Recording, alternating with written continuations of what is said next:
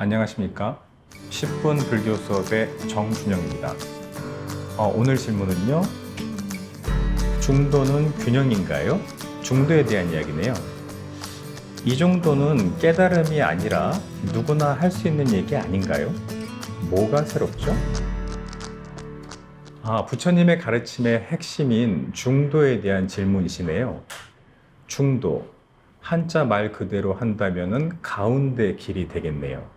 이쪽 길에도 치우치지 않고 저쪽 길에도 치우치지 않는 가운데 길. 이러한 가르침은 저희가 사회생활을 할 때 선배라든가 어른으로부터 자주 듣던 얘기인 것 같습니다.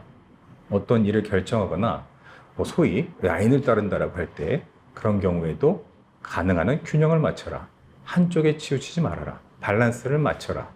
우리는 중도에 대해서 이러한 형태로 알고 있습니다.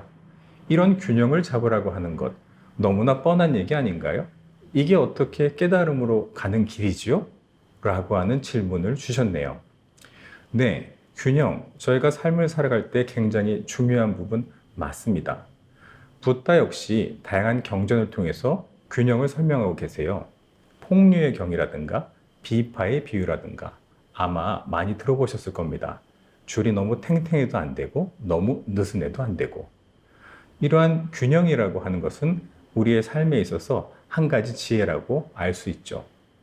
그런데 과연 부타께서 이 균형, 밸런스를 잡으라고 하는 것을 깨달음의 길로 설법을 하신 걸까요? 아닙니다. 부타께서 중도를 설하신 것은 처음 법문을 설하신 초전법륜경이라는 것에서 나타나고 있습니다. 이때의 중도는 양쪽의 사이에서 균형을 맞추라는 의미가 아니라 양쪽의 극단에서 벗어나서 전혀 새로운 길을 가라고 말씀을 하신 겁니다. 그 양쪽의 극단은 무엇이냐?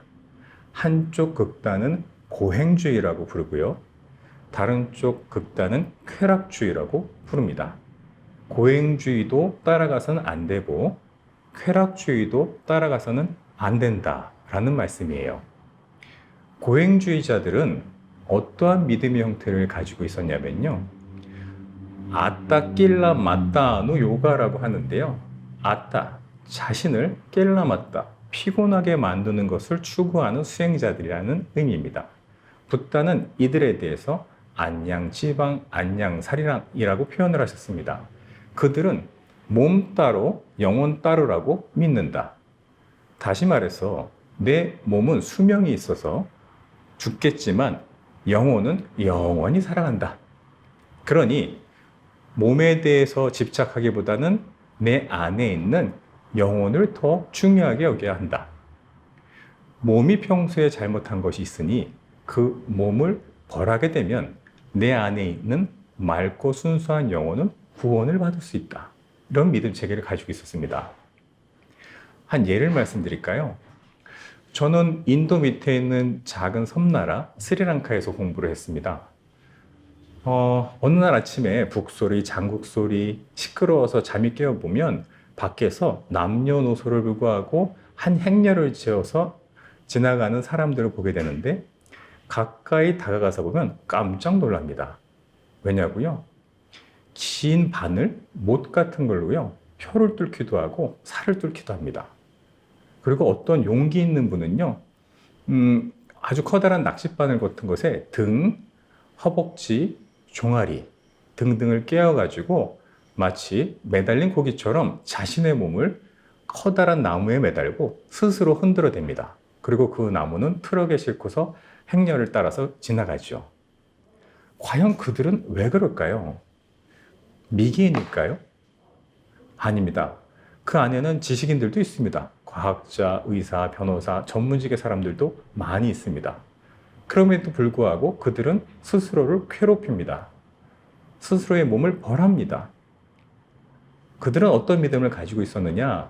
내가 이 삶을 살면서 몸이, 입이 악행을 저지른다. 하지만 내 영혼은 내 몸이 죽은 이후에도 구원받아야 하기 때문에 내 영혼이 구원받기 위해서는 몸을 버려야 한다.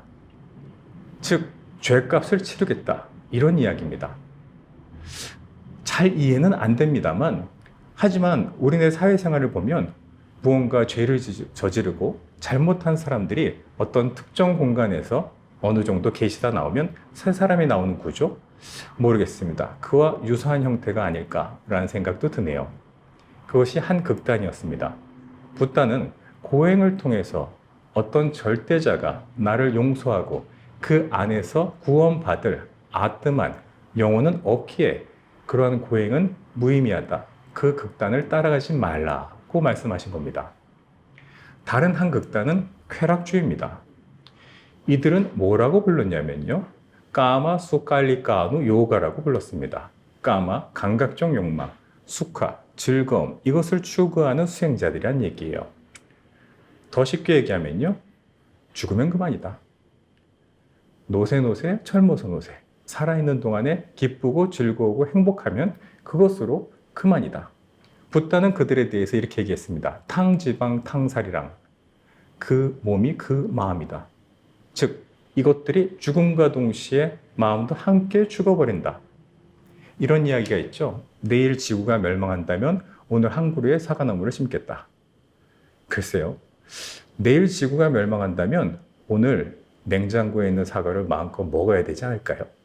그렇다면 그건 역시 일종의 쾌락주의 형태라고 볼 수도 있을 것입니다. 이 쾌락주의에는 어떤 문제가 발생하냐면요. 업과 업의 과보를 부정하게 됩니다. 다시 말해서 윤회를 부정하게 됩니다. 왜? 죽으면 그만이니까요.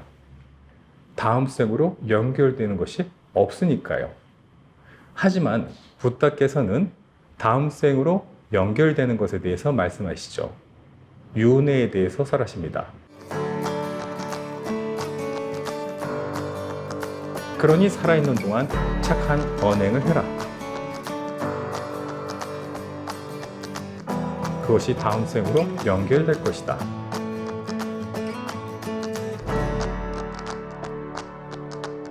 무와 윤회에 대해서 사르고 계십니다.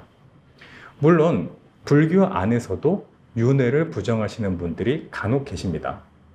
윤회를 부정하시는 불교 안에 계신 분들은 아마도 쾌락주의와의 차이점에 대해서 고민을 해보셔야 되지 않을까라는 생각이 드네요. 지금 두 가지 양극단을 말씀드렸습니다. 하나는 고행주의이고 다른 하나는 쾌락주의입니다. 붓다는 고행주의와 쾌락주의 사이에서 균형을 맞춰 가라고 설하신 것, 이 가르침이 아닙니다. 붓다는 고행주의와 쾌락주의, 죽으면 영원히 산다는 상주론과 죽으면 그만이라고 하는 단멸론, 이 두 가지의 양극단을 부정하시고 전혀 새로운 길을 제안하신 겁니다.